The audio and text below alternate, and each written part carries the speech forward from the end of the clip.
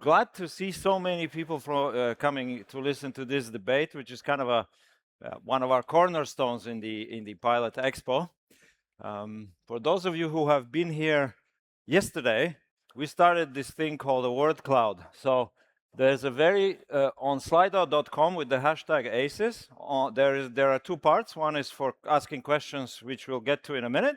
The second part is a word cloud which we are building. As you can see, there's 20 answers so far, which I would say is pathetic because there's at least 5,000 of you.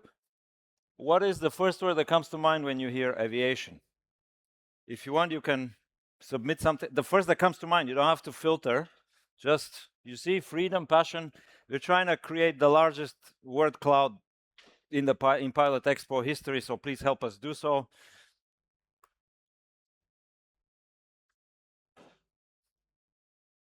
Thanks. You can, of course, do this for the rest of the day. The page will be open. Now, one other thing we're trying to do is build a community of you. And we're doing that by asking whoever has been flying, which I assume you are because you're in the ACES track. And as an ACE, you take some pictures. So here's one from one of our panelists. Oh, yeah, doesn't matter. Anything that shows a view from the flight deck that might inspire somebody else to do what you are already doing. That's the idea. Just send a picture as an email to info@pilot-expo.com, and we will put it up here. Of course, if you give us permission. Okay? But please don't start looking for pictures now. We need to get through quite an interesting topic. And normally what you do is you introduce the panelists, but I'll actually ask them to sit down. And I would like to start by getting to know you. And I don't mean what's your favorite movie, although if you want to share. Can I have a show of hands?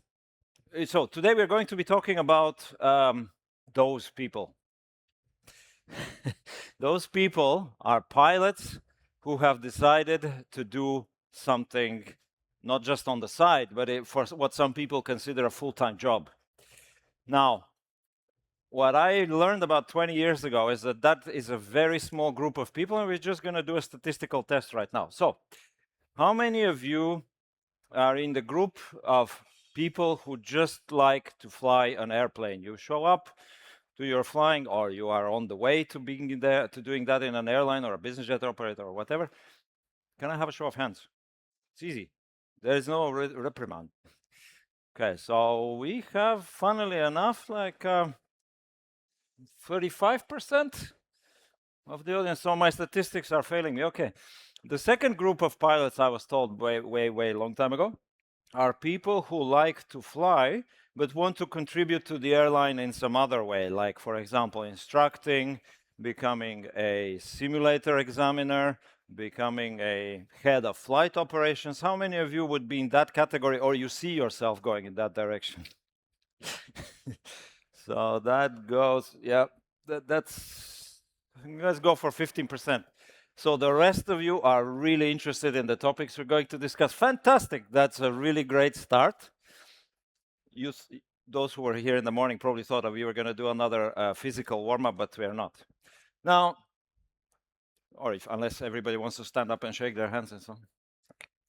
So we are not going to have any slides, just these kind of inspirational pictures.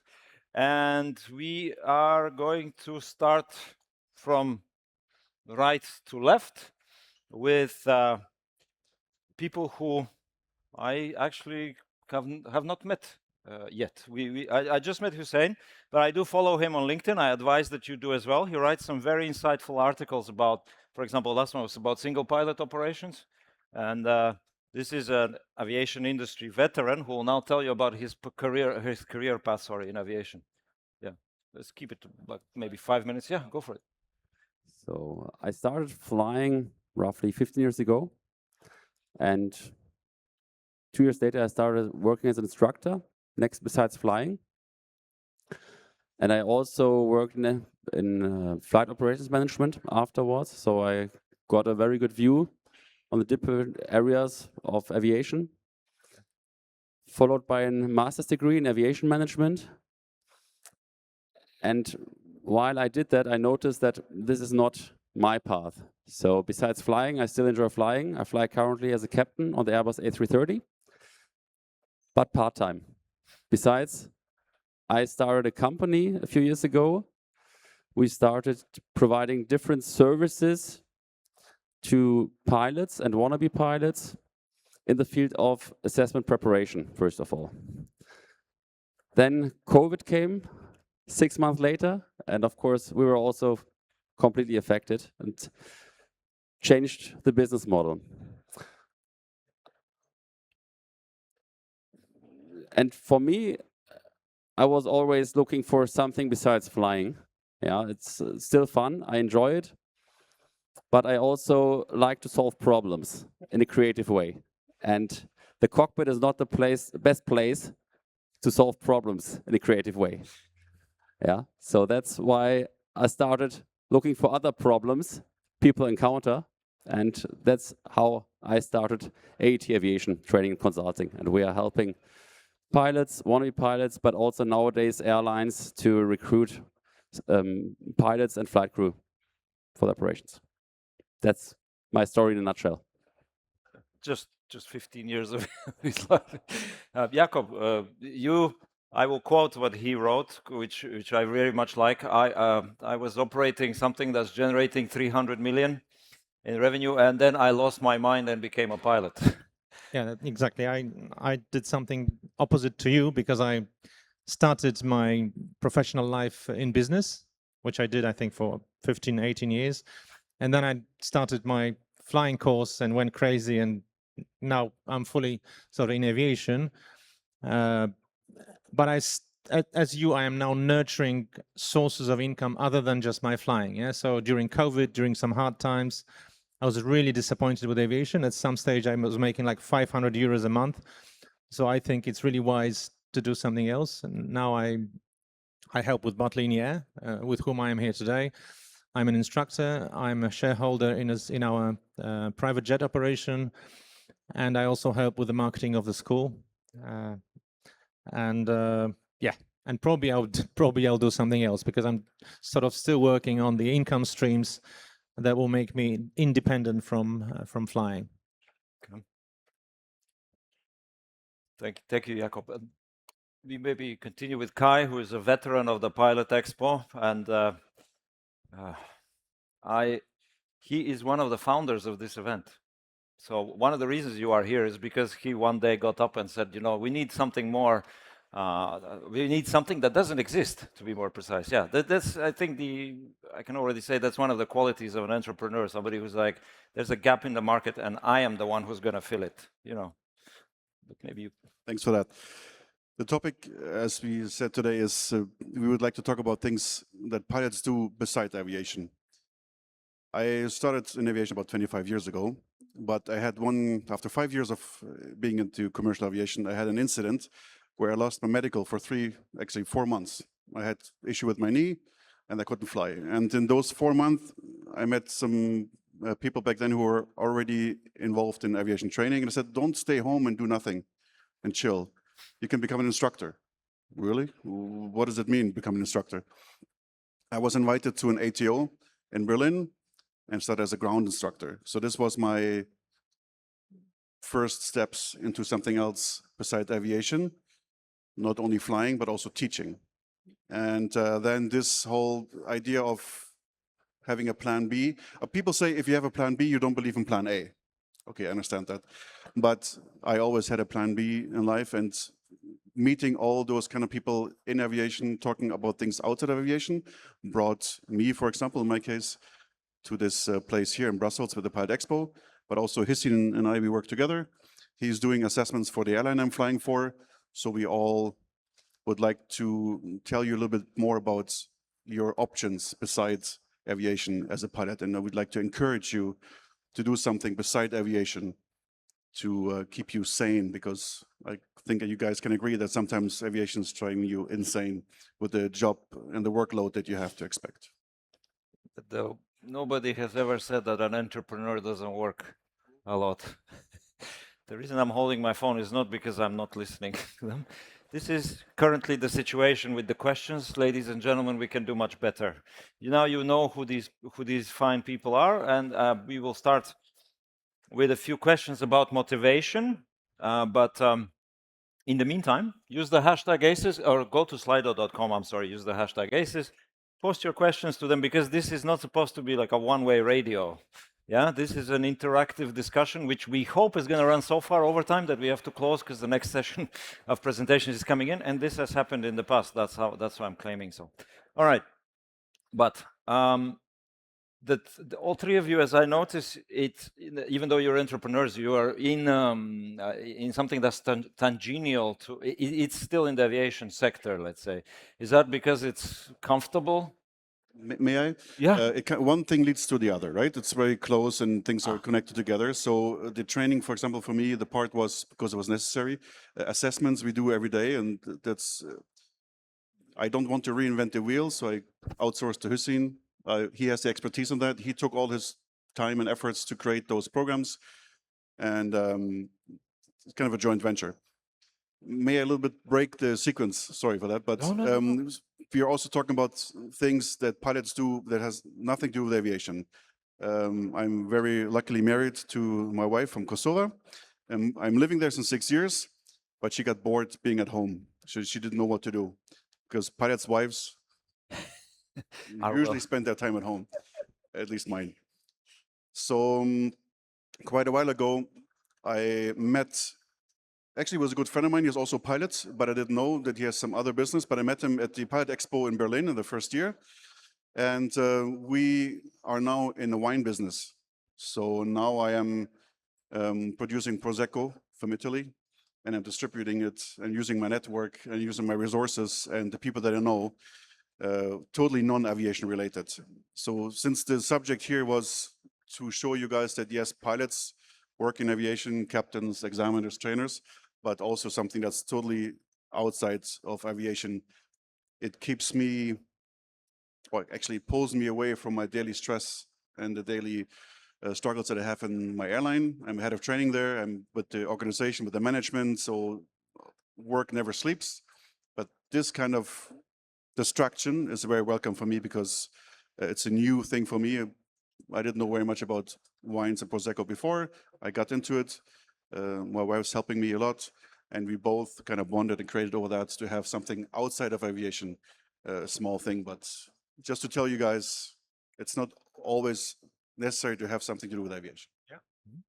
Yeah, actually, this morning I did a presentation about my transition from business to aviation, and a number of people, around 10 people, and I see some of them in the audience, came up to me after the presentation asking about their transition, because they're now training to be pilots, but they have other jobs. And I told every single one of them, keep ties in your previous profession and make sure you're able to make some money when there's no flying. So I think it's possible. There are very different pilot jobs, but in some of them, you don't fly very much. Like in business aviation, if you fly for a private owner, I have a friend whose job for the last 2 or 3 years was actually spending 20 days in a hotel in Saudi Arabia, flying 50 hours a year, not a month, a year. And he has too much free time. So if he could, obviously he was making a lot of money. He didn't have to have a side job, but if he needed to, he could have a full-time side job if it was online. So I think some aviation jobs allow you to do something else. Yeah. Sometimes, okay, it's very difficult to have a full-time office job, but you can have a half-time office job or a half-time remote job, and it's quite a good idea. So I encourage it. I totally agree with you, especially to have a side job outside of aviation, because if like COVID or another crisis hit, all these jobs will be affected. And it doesn't matter if you studied aviation management, if you became an instructor, you will be grounded and you will not find any new opportunities. And I see nowadays that many flight students start to study aviation management or something else, much more than in the past.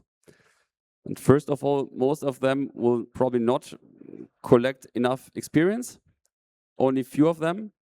And if it becomes relevant, like let's say another crisis comes up, then probably you will, because the whole sector is microeconomically affected. So it really doesn't make sense. It makes much more sense to not put all your eggs into the same basket, but to spread it. And I think while we are flying, in many jobs, we earn a good income. And it makes sense to, first of all, also invest it in different asset classes, which are more stable. And on the other hand, also build up some expertise in other areas. Study something, maybe psychology, maybe something else. With maybe ideally you can combine the knowledge in both sectors, but otherwise you will be better off when you have some knowledge, expertise in a field that is not directly affected by a crisis in aviation. Yeah, actually, it's a very interesting route that I see repeating, that you can set up a business with your wife. Actually, you've done it. I've met someone who's done it too, and who's sort of now moving to the sidelines, keeping the wife in the business, and he's going to be flying. And actually, I'm doing this to some extent too, because we've set up a small sort of cosmetics business with my wife a few years ago. She's doing it. I'm on the sidelines. So I think, setting up a business with your wife and then being just 20% involved is also an option if you trust your wife. Yeah. But that's another thing. And if she trusts you. Actually, I would like to jump in. My wife is right there. She's there, listening. She studied politics and diplomacy, and she was in the protocol field of governmental work. So she knows way more about behavior and dress codes that I do. Luckily, I wear a uniform, so I know what to wear every day. We combined resources, and pilots know how to combine resources. In my case, I'm the lucky one that can combine those non-aviation resources with mine. My is, I would say, more strategic thinking, my more straight-on approach that I'm taught in aviation with checklists and procedures and call-outs. And I like lists, I like checklists a lot. I really have to tell you, checklists for me is the best invention in aviation because I just follow them. I have my own mind, of course. I can think my ways around checklists. I know what's behind. But first of all, a checklist is a very good thing also to organize your life, your day, your week, your dreams or visions that you have. You need to have a good plan and a good checklist. But I'm in the lucky position that she can bring into the whole entrepreneur side something that I don't have or that I didn't really care about before. Not to say that you guys now have to get married and listen to your wife. It's a good advice, but just to tell you that as pilots, we know how to use different resources to manage, like CRM, resource management. We can also use that in our daily life and business life. I get a lot of positive feedback from people that I meet now. Since I live in Kosovo, just a few weeks ago, I was invited to meet the German ambassador in Kosovo, and I talked to other businessmen and business people and women, sorry. And they were amazed. How can a pilot even think about opening up a business? You're a pilot, you have to drive. They always say drive. You have to drive aircraft. No, I don't only drive aircraft. I also have a kind of a drive myself, brain. You know? I got a brain. To do something. And it's very interesting to, like Jakub, like you started with the business and then you went to aviation. Like for me, it's the opposite. I started with aviation and then I went into the business, but we can both combine things, and being a pilot is for me a lot about using your available resources. Just a sideline note, if you are just coming in, there's plenty of seats in the front. I love people who sit in the front, and I keep saying it, it's really nicer for all of us who are here if you are sitting in the front. It feels more cozy. Second, I wanted to pick up on a word you used, assets, because you didn't mention financial or finances and education, and I'm not talking about a 3 or a 4 year degree. There is a book which I wanted to recommend when you mentioned that, Rich Dad, Poor Dad. It's a very simple explanation of how you can structure your life from sell time, get money to, well, I'm not going to tell you, you have to read the book. Now, good job with the 10 questions. Good job. We maybe start with a broad one, which you all touched upon, especially Kai. What are transferable skills that pilots have can you name ones that will help find other types of work? Don't call it work, it's more like a calling, maybe. Well, I think one skill is leadership. And I see it sometimes on social media that there are pilots who specialize on coaching managers, a specific style. So what we are all pretty good is in making decisions in critical situations. And I think here we have like a USP. Yeah. So we are in a unique position that we have to make decisions when you cannot just pull over your plane. Yeah, and you have to make quick decisions based on specific facts. And I see that there are some pilots who build up a second career in providing consulting towards managers, companies, and how this kind of things can be transferred, the skill, to other bigger corporations. Yeah, I agree. I think a captain is actually a manager. Yeah, there's a lot in common, so it's very obvious.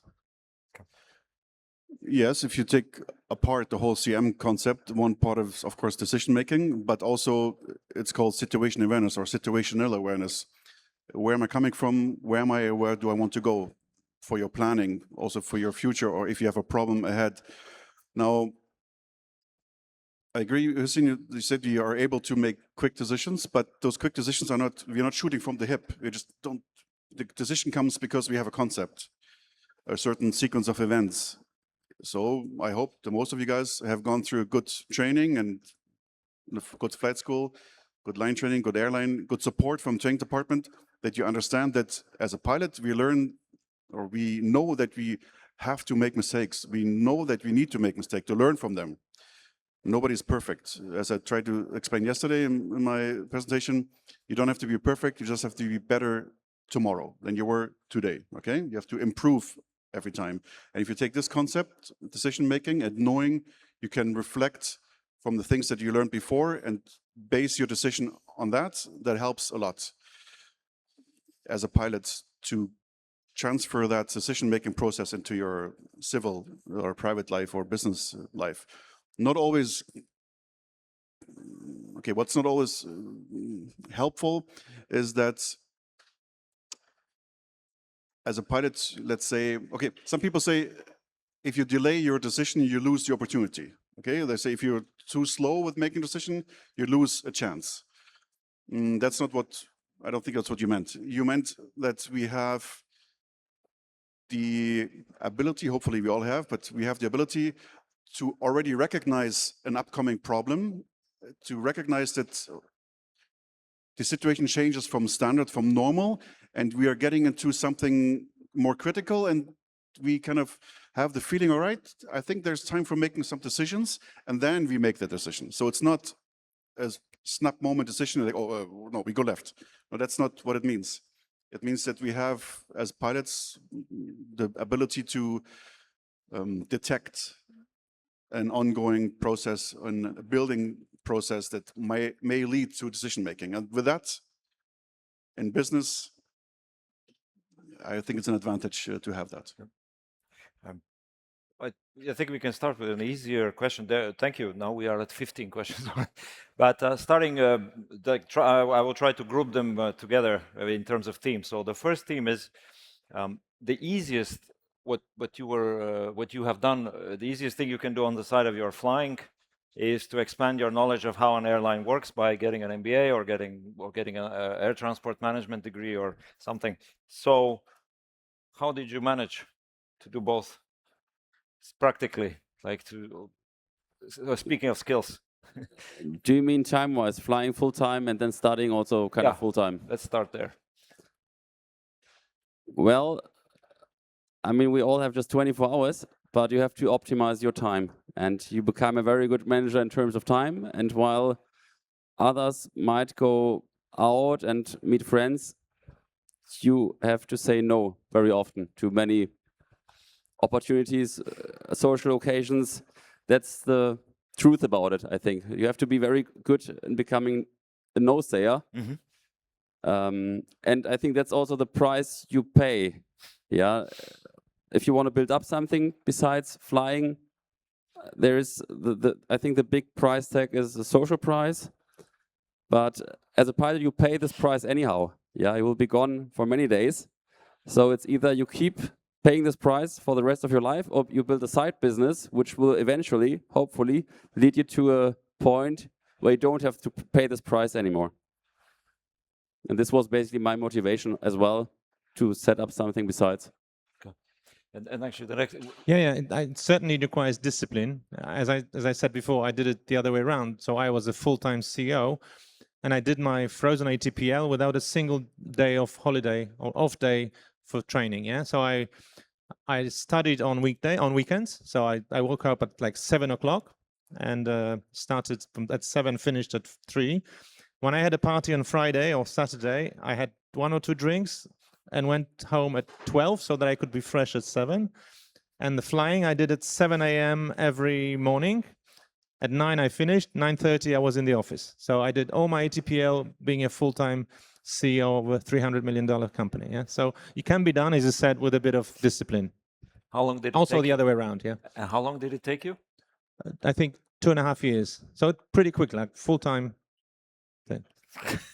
Yeah, two full-time lives, I Yeah. would say. Sounds Yeah. like. Actually, that was the question towards you. So we have now. Just to say, sorry, let's not forget, it looks like we're all a one-man show, but I know we're not all a one-man show. I am in the very lucky position also to have, in all the companies that my name is written there, I have people, teams, I have a lot of support, and I cannot be more than thankful to, for example, now with Sky4U and Sim4U that are down there.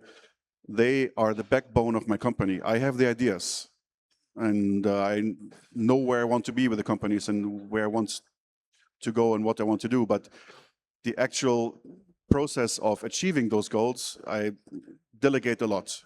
So don't think I don't get up at 7 in the morning. Sorry, I don't do that. Only if I have to.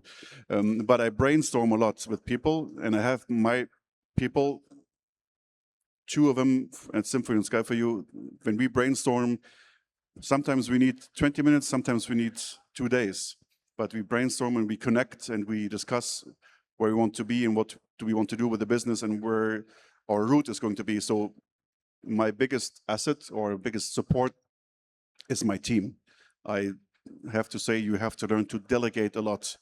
Micromanagement is the death of every business, in my opinion. If you try to micromanage every part, each department yourself, you're going to lose to oversight.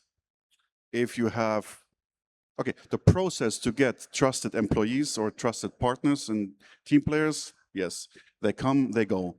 Once you have people in your team that you trust and they follow your lead and they grow with you, then this is the best thing that you can have. So for me, I can only sit here now because people are down there doing the job. And actually, that is one question for anyone who wants to start. How do you find a business partner you can rely on if you are not married? Sorry, my case is quite simple. We are 3 partners in this group of mine. I am the only pilot. I have 1 guy for the finances and 1 guy for sales, and we don't mix. Everything that has to do with pilot or aviation training part, it's on my desk. For finance, for government funding, or for taxes, and for all those things, I have 1 guy. And then I have another guy for sales. And all 3 of us, we kind of, yes, we work together since 15 years. Usually I'm the one who says, yes, okay, let's go. And I have 1 guy who says, well, maybe let's see, wait, and then I have the finance guy who tells me if I can even fulfill or if I can afford what I'm planning to do. So I have those 3 pillars, at least in my company. And you started 15 years ago. You started it. It's not an overnight. Yeah. But I lost a lot of people along the way. People joined the team, left the team, joined, left, came back. I can just say, when I started flying, I was first officer under a captain. Now I'm his boss and he's my head of training. So we met 12, 13 years ago, and now the situation is different. He used to be my boss, and I used to learn from him, like, yes, captain, yes, captain, yes, captain. Now I tell him what to do in my ATO. So things change, but people come, people go. So, Jakub, okay. I want to break the flow a little bit here because partly because I like this question, because it's and partly because I think it's a good one. I'm going to rephrase it. First, I'll tell you what that question is, and then we're going to rephrase it a little bit. So, any advice for pilot wives? I feel most of the time life evolves around the pilot. So, to rephrase this question, what do you tell your partners so they know how to work with you, so you can get the most out of your collaboration or partnership? Yeah, that's it. And if you want to speak in terms of marriage,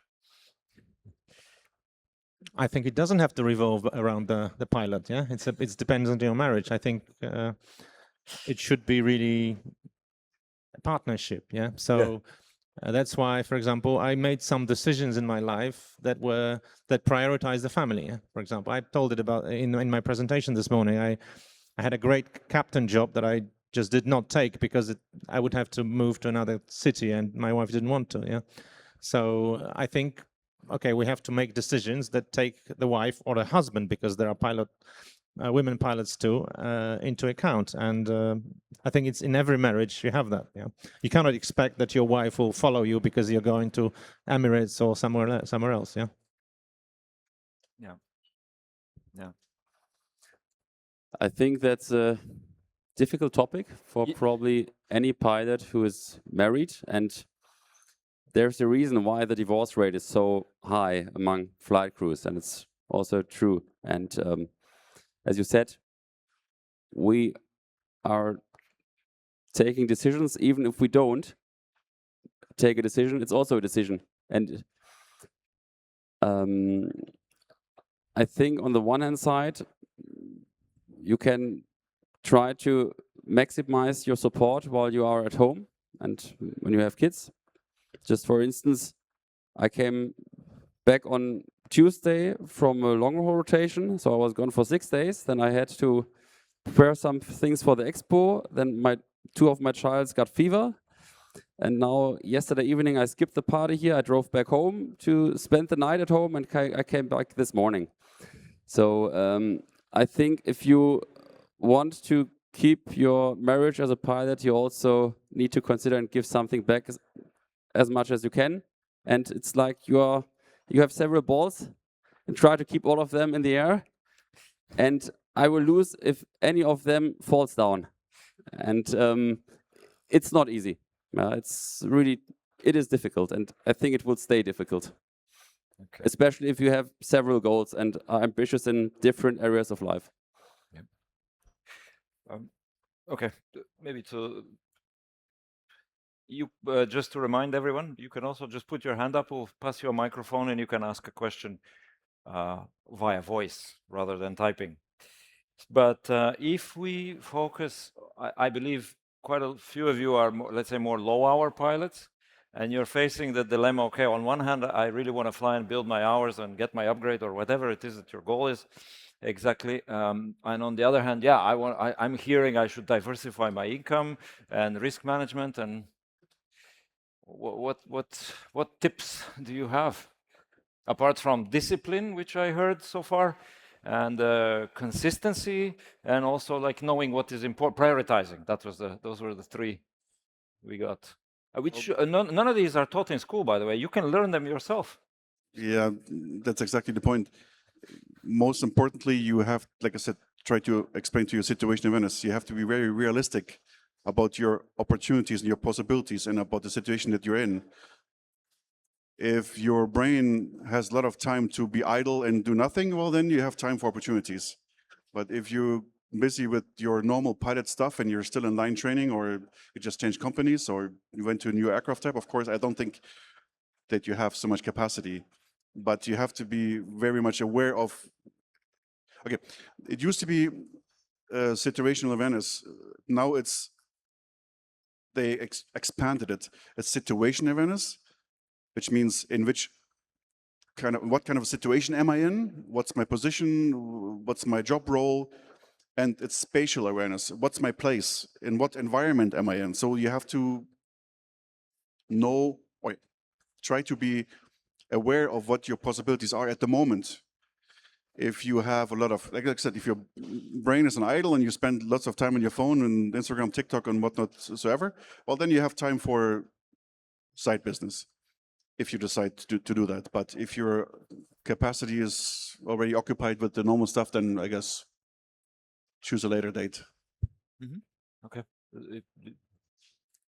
I think especially for low-hour pilots, I would first try to focus on this one career because you spend a lot of money, and I think it's not the time to look for a second business, except you really need some income. Then, of course, you need to earn some money. But I think first of all, you should try to focus on getting the hours, getting a first job.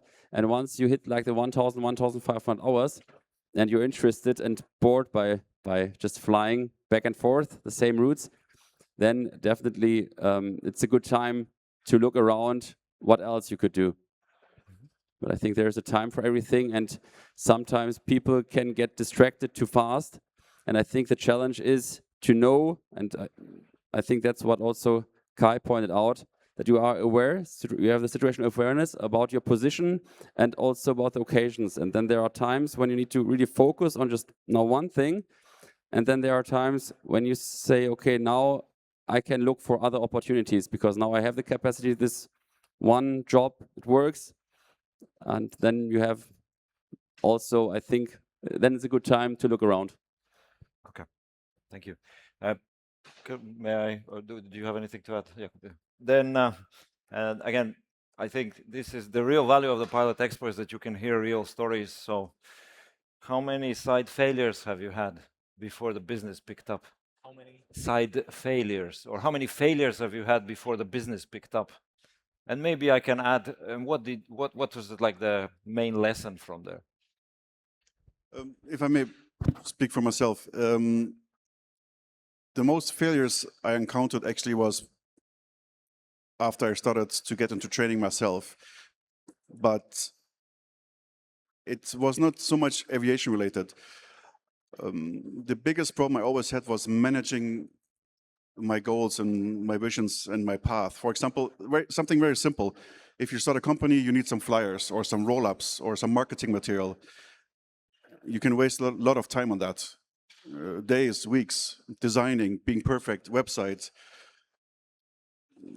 I don't really want to admit, but for example, my first website 15 years ago took me like a year to have a proper website, which you would say, but what makes no sense. Nowadays, your phone can make websites now in 5 minutes. But back then, there was a web designer, there was some architects for this and that, and then public relations and corporate identity and design. And okay, yes, I think I need company colors and a logo, and it took lots of time, and I wasted a lot of time with that. Nowadays, it can be done faster. So I wasted too many resources of myself and too much time myself when I tried to do something that was not my expertise, where I didn't know. I learned that I should be open to contact other people and get together with people that actually have this expertise to do writing manuals, for example,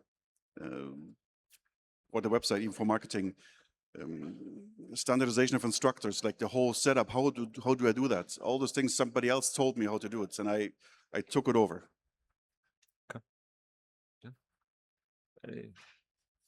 Yeah, well, the first business that I started failed. So Congratulations. Yeah, thank you.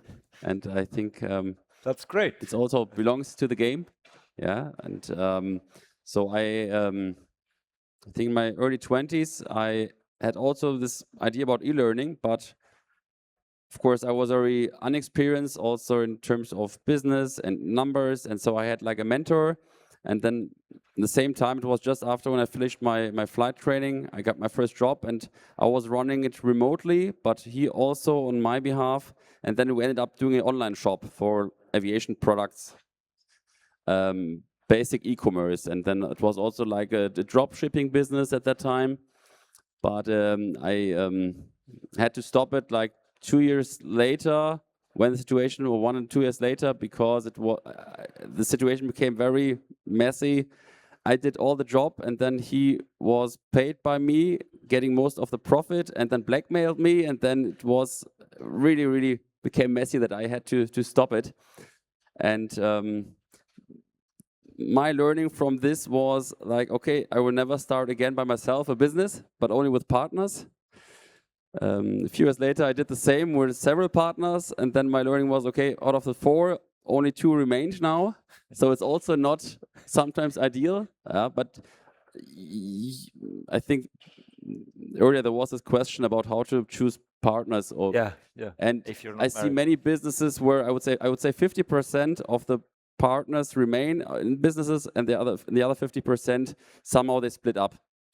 I think that's, and you can't know before which partner will stay and which ones will remove. I think it's like in marriage.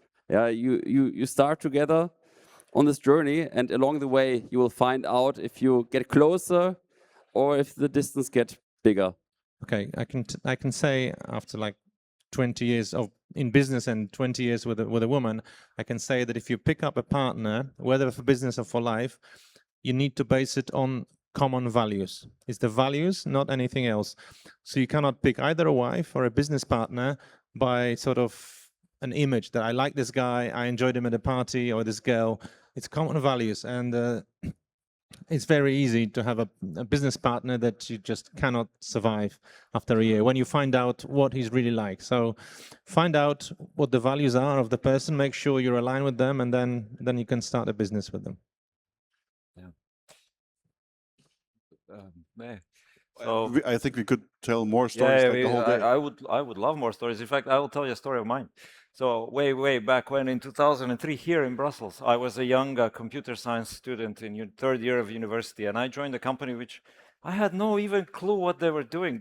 I needed money, and I needed it now. And they were what you now call a startup, but at that time, the term didn't even exist. And to cut the long story short, a year later we failed. Not because I was the jack of all trades doing all kinds of web design and voice over IP programming, but not to get sidetracked. It was a fantastic experience, really, because I remember to this day everything that I learned how not to do something in business from what I saw back then. We were just 5 people, and I'm still friends with them, but yeah. Well, sorry, one more thing I have to say. I've done many different businesses in my life before. For example, I owned chairs of a bar. It was a great time working at the bar every night. You know, learning how to do it and getting to know a lot of people. I had a clothing company. I had this label, sold my own clothes, many things. The success, or actually, I only did it for 2 or 3 years, and I sold the companies because I was in a lucky position to sell, but or I stopped it.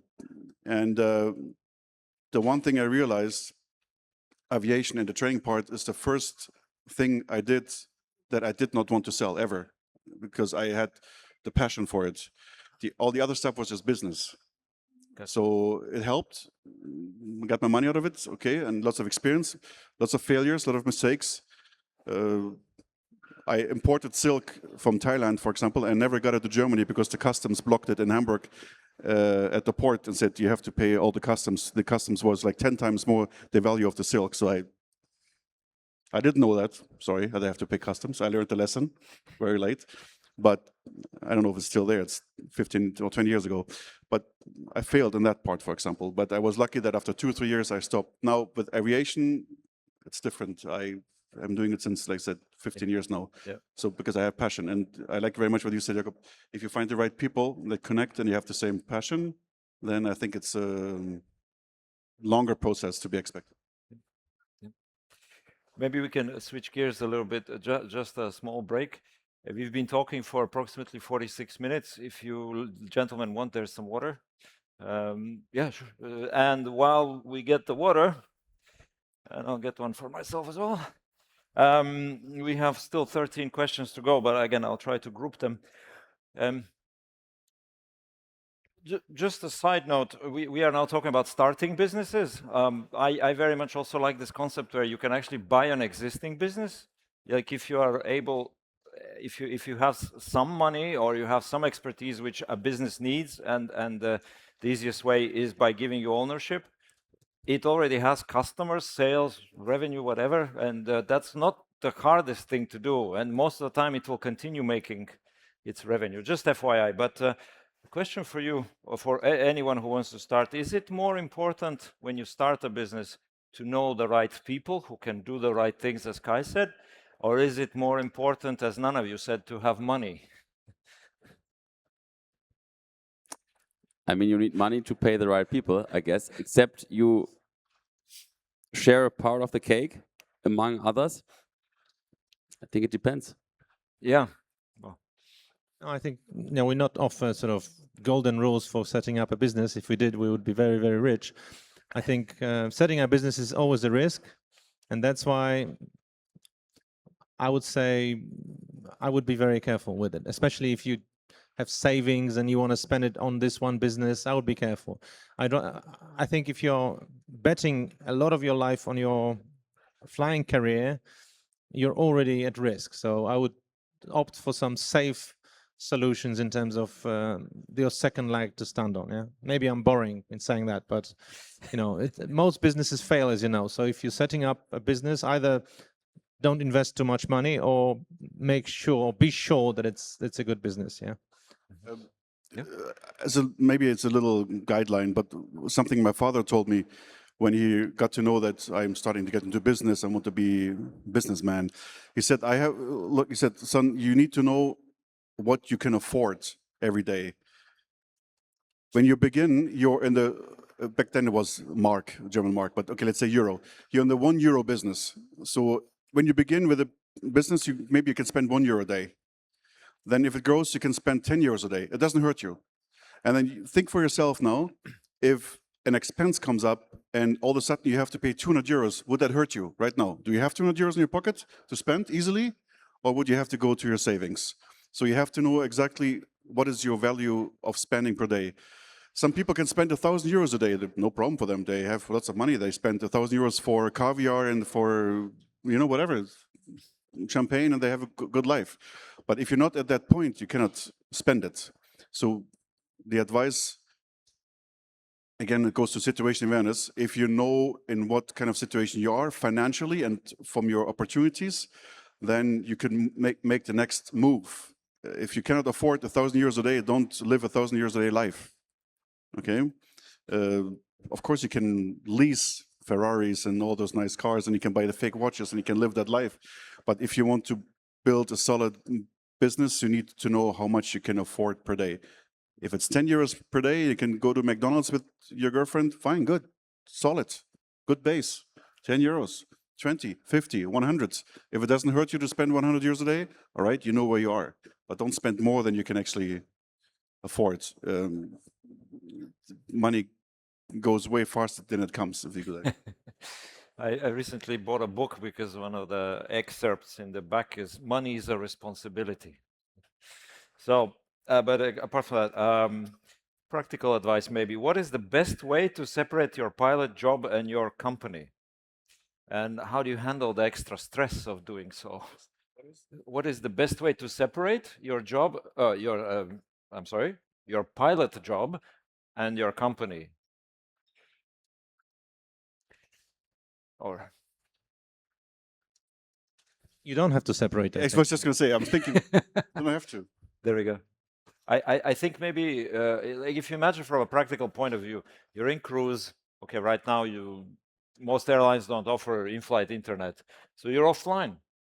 And when you're in cruise, you have idle power for the brain, for example, but you can't actually do anything related to your other job. Yeah, maybe the question is more, should you be working on your side business while you're cruising along over the Adriatic at 380?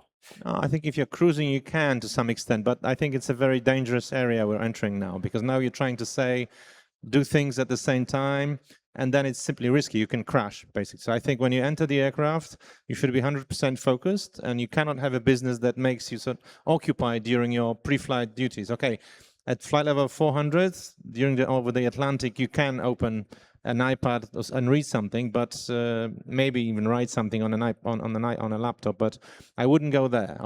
It's really risky. A pilot's job is a serious job. So you need to make sure that if you do the flying, you can focus on the flying.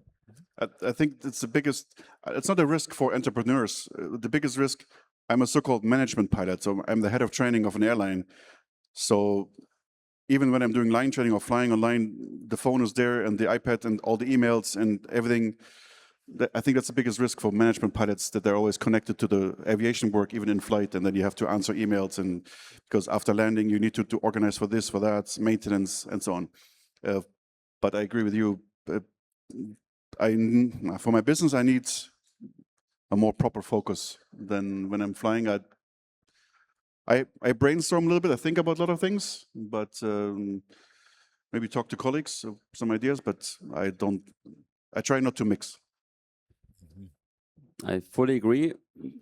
I don't know about you, but sometimes when I'm in the air, I get some good ideas about the other things. And then I take a note, because for me, it's like, okay, the mind is very clear, and somehow you get still ideas about your business, and then I just take a note and that's it. But it works only because I'm not focused on my business at that time.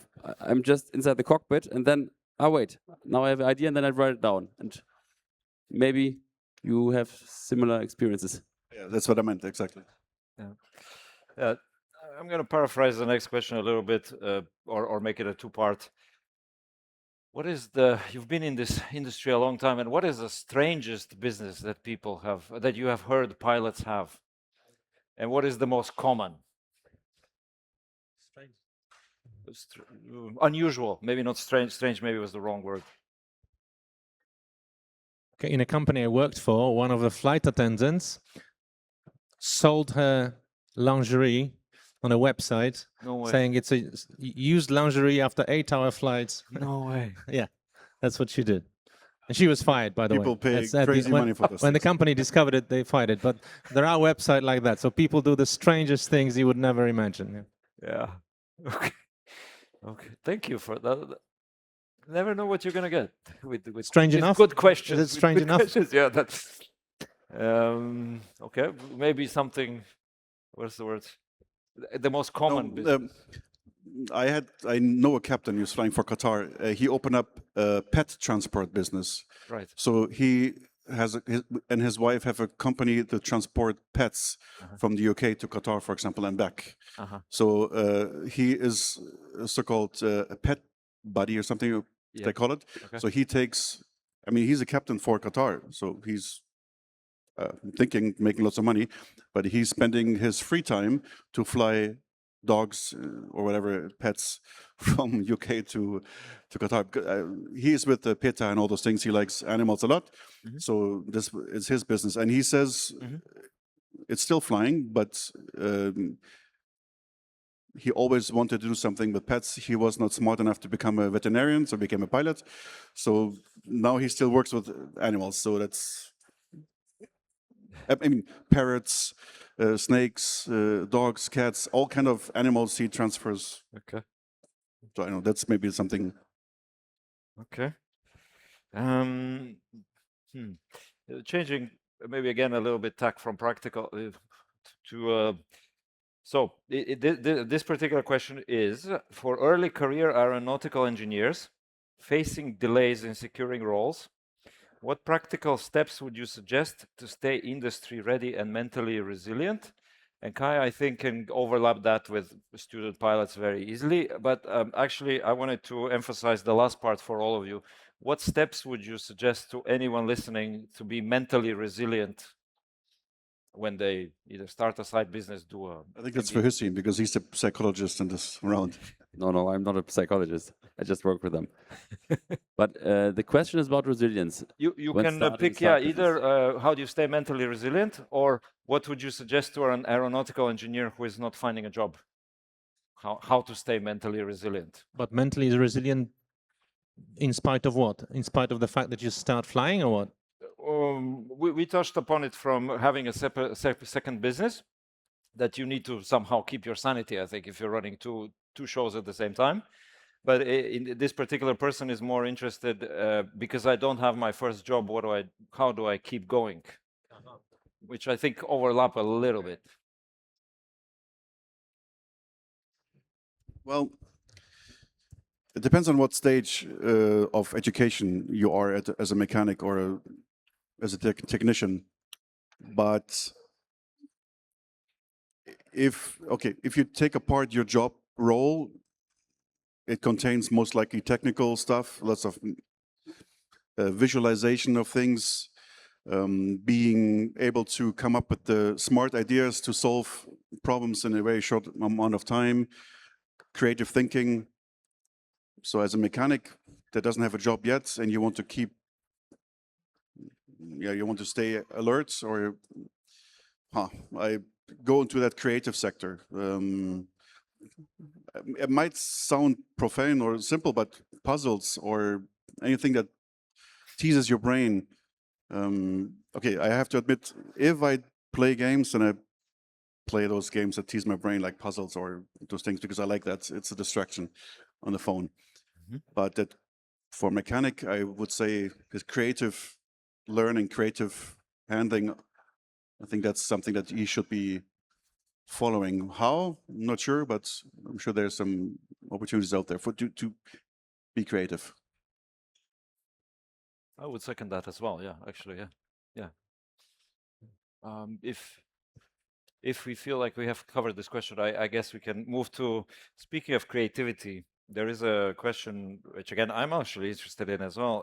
The impact of AI on what we've been talking about so far, or how you see what impact it would have. Impact of AI on what?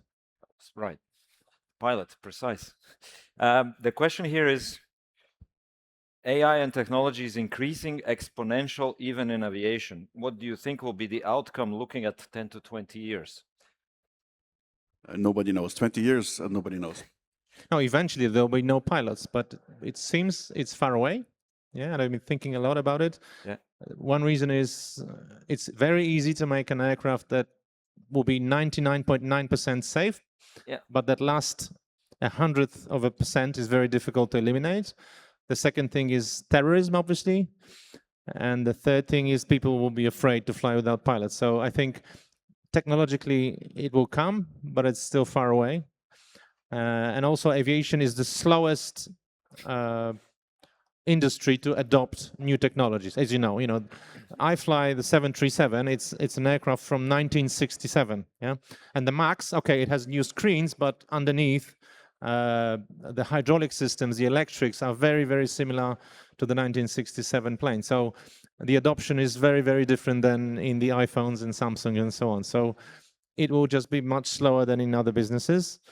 It's obviously coming in, but not into the cockpit. Yeah? It's coming in to the offices and so on. Yeah? So in terms of planning, commercial planning, selling, AI is all over the place. But in the cockpit, we're still safe for a few years. Yeah, exactly. But since you mentioned the management or the office part, I just spoke to a guy here. He's into AI. He's also a captain, but he's into AI. He sells bots, like human, like contact bots. So if you have a website and customer requests something, he can make you a bot how to answer. So it's his side business as a pilot, because he's very creative with the AI. I'm not so much. I'm interested in how things work with all the artificial. I'm not talking about ChatGPT. I've been told that if you only know ChatGPT, you don't know nothing about AI, because there's so many other way better, way more simple or complex things out there. But his side business is selling automated procedures or bots that can be implemented into messaging websites. It's his side business. So yes, there's a huge future for that to simplify tasks. I think that's what we can expect AI to do in the future. I mean, it's not going to clean your dishwasher at home, okay? It's not going to do that, but simplify your office tasks, structuring and so on. Yeah. Okay. How are you using AI in your daily life, maybe? A lot. Yeah? A lot. And I try to look for always continuously challenging myself in which areas I can further implement it. And I think it's a huge opportunity, and there will be many businesses changing totally because of it. And it's amazing how fast new developments come up and updates, and I'm scared to think even 5 years ahead. And I learned that we as humans, we cannot think exponential. We have a linear thinking, but these things, they raise exponentially. And I think since COVID, everybody knows what it means. I think nobody can tell if we might have, like in 5 or 10 years, like in old movies, like robots walking around being much smarter. I don't know. It's, how many of you have ever used ChatGPT? Just hands up. Okay. Everyone. How many of you have used a software called Seedens? You know Seedens? Say it again. Anybody know Seedens? I think it's from China. Seedens can do amazing things. If you Google or TikTok or whatever, Instagram, Seedens, it's from China, Seedens 2.0, they can make whole movies, like Hollywood style quality movies with your phone. It takes 45 minutes and you have John Travolta movie, or a mix of John Wick, Rambo, and everything, the whole story. And it's so amazing that, you know, some AI have, like, people have 4 hands or 6 fingers, not with Seedens anymore, because there is a self-checking process behind if that could be seen as AI. So everybody knows ChatGPT, but Seedens is the new thing now. I just learned that yesterday. Only a very small % of people use it, but actually it's so powerful, it can fake anything. I don't know if you saw the video of Donald Trump speaking Spanish, that he's the new president of Mexico. Did you see that, anybody? It's crazy. It's like him. And in one moment he speaks Spanish, next he speaks French, then he speaks Japanese, he speaks German. It's the same guy, looks the same. I mean, you cannot tell it's fake. So AI is, I think, a very good side business. Can I borrow yours? Thank you. So the gentleman would like to ask a question live. Congratulations, brave man. Hi, my name is Alejandro. I just, speaking of AI, how do you guys think, as a student pilot about to finish with my spiel in this case, AI could help me in a daily routine to learn something else? Can I say something? Sorry for what I learned from my students. We have 300 students a year. They all use AI. You need to know, I think, please correct me if I'm wrong, but if you use Google to search something, you get 1 million answers. And you have to make up your mind yourself, your opinion yourself. If you use ChatGPT or something similar, you get one answer presented and they take it as the truth. So you lose the oversight. You take this as the answer. That's the answer, because internet says so. So when you study, what the most of our students do, they tend not to use AI that provides only single point of view answers, but this kind of a, Google kind of way is better because you can choose from all kinds of answers and options. We have a course in our MCC, for example. There's a lot about what is MCC, what does it mean? You say captaincy, decision making, all those things, situation awareness. And if you Google the definitions, then you just know the definition. But what is behind it, AI will not tell you. You then really have to understand. We still play games. In our MCC course, on the first day, we play a game. It's called Mayday, where students play together. And the lesson of the game is, no matter what you do as a pilot, you will have to make sacrifices. You cannot have a perfect day. You cannot make the perfect decisions. You only have limited possibilities for making decisions. And that people learn that. That's not what AI can give you. But what AI can give you is the access to knowledge and information and explanatory videos or graphs to enhance your learning experience. That's what they use. But still, we have the on-site with the teacher classroom experience, and we actually humans play games together. So that's something you cannot beat with AI. Does that answer the question? Is there anybody else, since I'm anywhere around here? Anybody else who needs a mic? Yeah, sure. As you know, the brain is a muscle, and if you overuse AI, you're less intelligent. What are your opinions on this? Yes, look, we agree. We just talked about it before also. If you always just accept what you're being presented, then you lose your cognitive skills to comprehend certain logics that you might have or that you might need to solve problems. You get very much, what's the correct English word, accustomed or used to being presented one solution and just take it. So your creativity gets lost. That's why I like the word brainstorming so much. And with my company, when we have something coming up, we do brainstorm. And I sometimes really have to sit on my hands and listen to the people until they're finished, because I have my mind already set up what my opinion is, how we're going to do it. And then Oliver and Stefan, that's the two guys, usually Ollie says no. And I said, why no? And then you get into an argument or discussion, and we find out things. So if I would base everything on AI, I would just be so lazy in my own decision making. I agree with you. It's not a good thing to just base everything on one source of information. Yeah. Oh, can somebody pass Hüseyin a microphone? Thank you. I read a statement recently that we will probably be the first generation in history where the kids will not reach the same level of intelligence as the parents due to AI. Ah, yeah. So our kids will be not as intelligent, smart as we are. And I think for the majority, that's true, because I mean, Kai pointed out, but you should be really critical, especially AI also hallucinates a lot, also in a very subtle way. And when you are not an expert yourself and you rely on it, you might,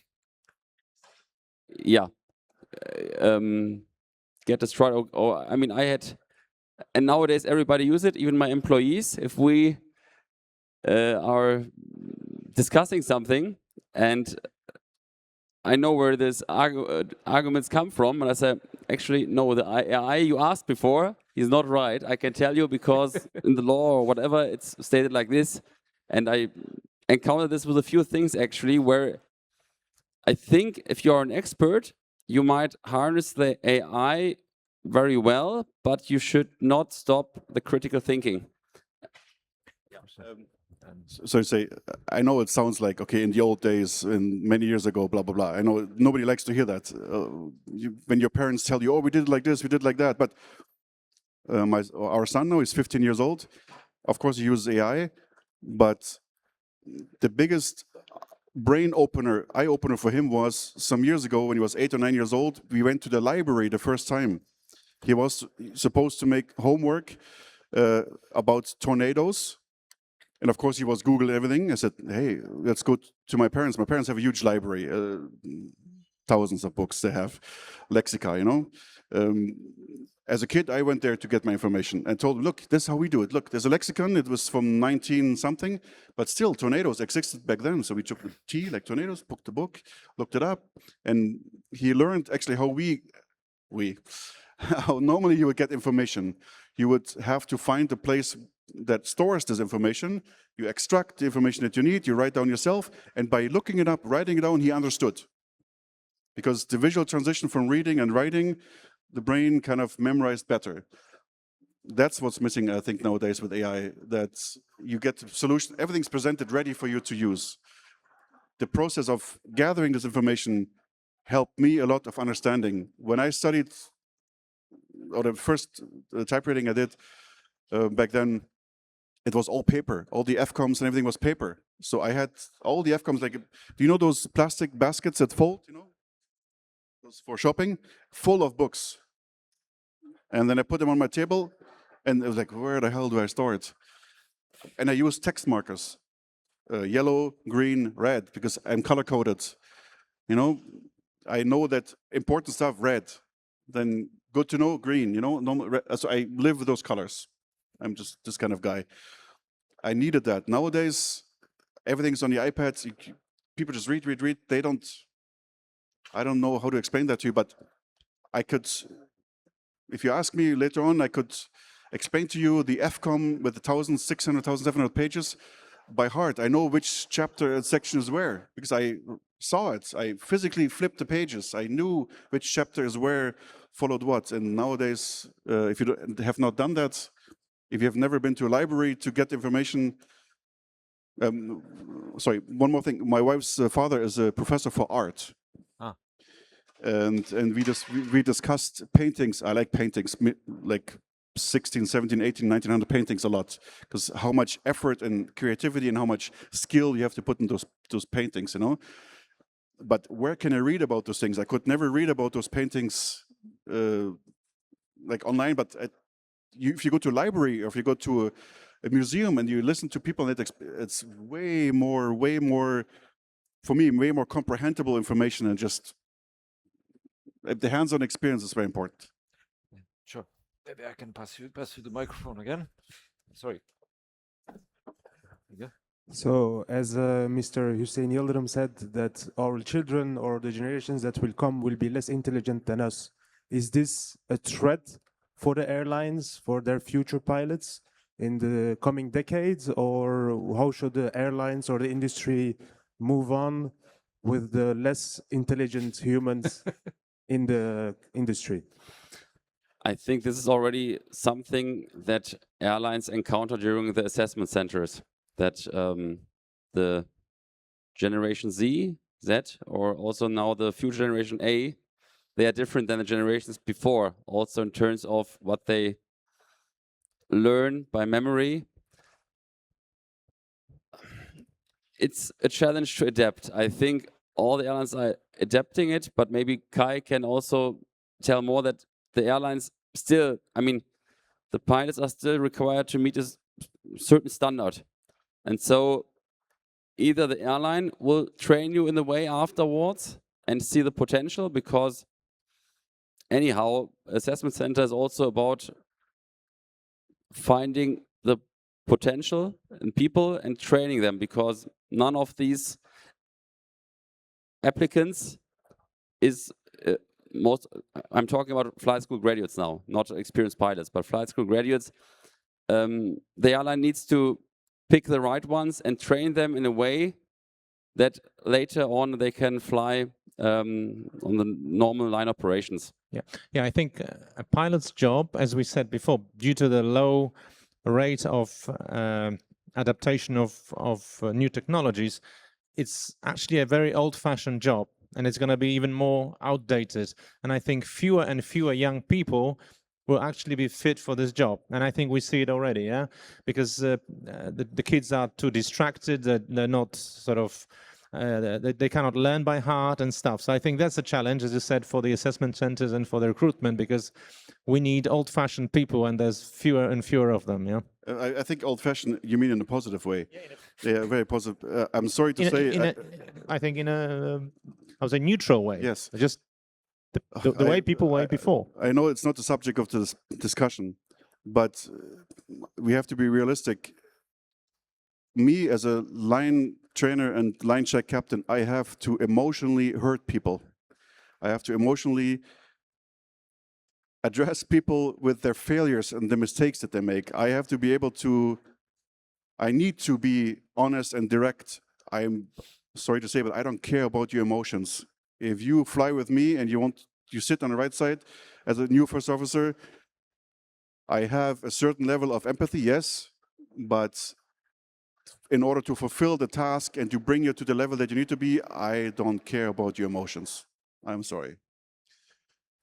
The latest generation that we have, they bring a lot of emotions into the game, into the cockpit. A lot of attitude, which is in the wrong place. They seem to have a lot of self-confidence that has been given to them, granted them, or they have been enabled to have this self-confidence from their kindergarten or school or from other ages. Like I said, my son was 15. Sorry, I have to say the story. When he was in kindergarten, they had a race. And the race was over. Everybody got the medal. I was so furious. It's a race. It's supposed to teach the kids that if you're good, first, second, third, they get the medal. Maybe the last, because he's the last. He gets something special. But everybody else, no, you did not achieve. You did not deliver. You're not good. But maybe next day there's a math test, and the guy who was bad in sports is very good in math, well, then he gets a medal in math. This is what nowadays happened a lot. I had a lot of discussion with the teachers because they say everybody gets a medal. No, please don't give anybody one. But to get back to the subject, Yeah. The generation that we have now, they are so accustomed to be supported and helped, and things are delivered to them with AI or their social skills are pampered. I have to express once again, when you are flying with me, believe it or not, maybe I'm a nice guy on the outside, but I have to be very strict and very honest with you, and I have to hurt your feelings. I want you to achieve your goal of becoming a good first officer. Every first officer I train, for me, is a future captain.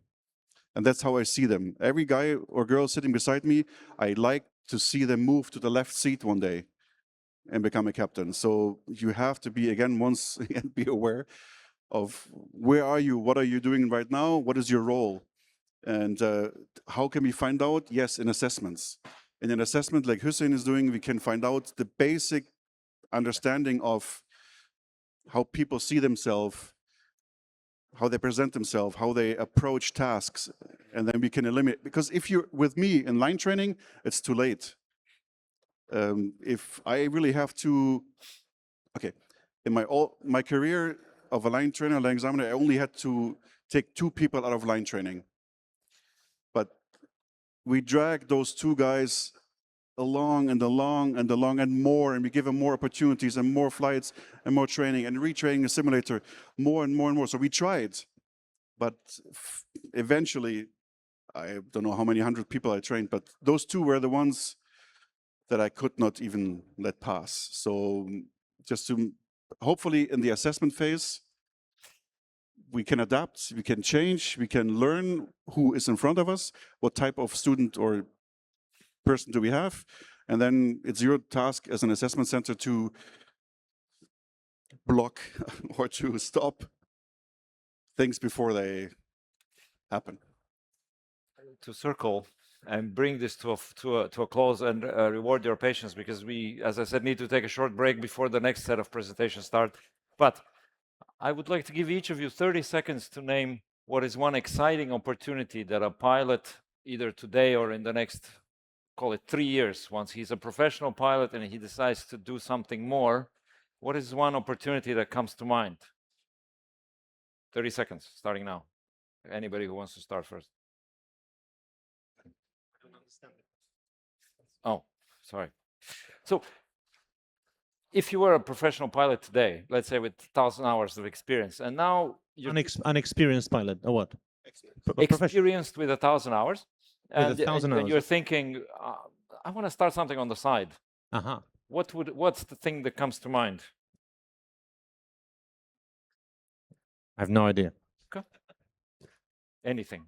Listen to people and the problems they have. And if you see some patterns and also repetition of problems, this might be a chance to start something. Because if several people have the same problem, there might be a reason for it. Either it's an industry or market where they provide bad service, and then now you can harness AI also maybe to solve a problem a new way and come up with something innovative. I think that's now the time really to change many businesses which are actually not providing good service. That's something that comes out of my mind. Excellent. Yeah, 25 seconds. I think I agree. Meet people, yeah, and get inspiration, and maybe also broaden your horizons. So learn, get new skills, and then something comes up, yeah? Exactly. In aviation, it's not what you know, it's who you know. So your network is important. Look around you, who you have around you, and I mean, don't socialize too much, I guess, but have an open eye and open ear to what other people have to tell you and what situations they are in. We can only learn. We have to, overall, we have to move closer together, get back together more. There has to be more of a human factor in aviation anyways nowadays. We have to grow more together, and I think you will be amazed what kind of people you have around you that they don't even know what they do. and what their capabilities are and what their possibilities are. Thank you to everybody. Thank you everybody for your Thank you very much. time, Thank you. for your patience. questions. Apologies to those we did not answer.